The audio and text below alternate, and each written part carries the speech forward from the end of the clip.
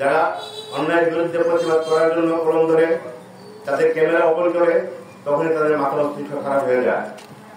আজকে সেই অবস্থায় তুহিন যে অবস্থায় মারা গেছে, তুহিনকে যেভাবে হত্যা করা হয়েছে, পাশাপাশি সৌরভ তাকে সে একটা প্রতিবাদ করার কারণে তার পার্টি যে ক্ষেত্রে দেওয়া হয়েছে, এই সমস্ত কারণের পিছনে অবশ্যই একটা বড় ধরনের হাত থাকে, হাতে আছে বিশ্বাস করি আমরা। সাংবাদিক হচ্ছে সমাজের দর্পণ।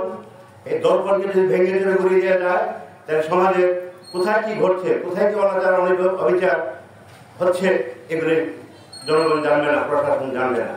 বাংলাদেশে এই ধরনের যত বর্বরোচিত হত্যা হয়েছে, সাংবাদিক হত্যা হয়েছে, সাগর রুনি থেকে শুরু করে যত সাংবাদিক হত্যা করা হয়েছে, নির্যাতন করা হয়েছে, আমি এর তীব্র নিন্দা জানাই।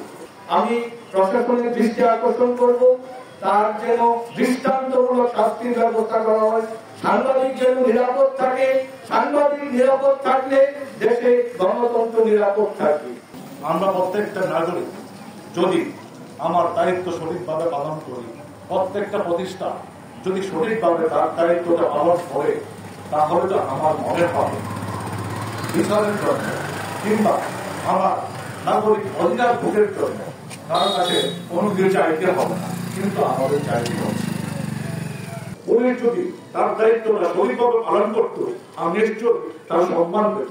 আমার নিশ্চয় বিশ্বাস তারা মানুষ এবং ভালো মানুষ, তারা তাদের সম্মান চায়।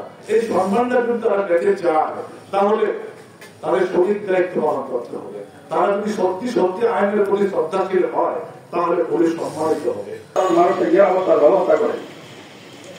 আজকে দেশে অসংখ্য সাংবাদিক নির্যাতিত হচ্ছেন এবং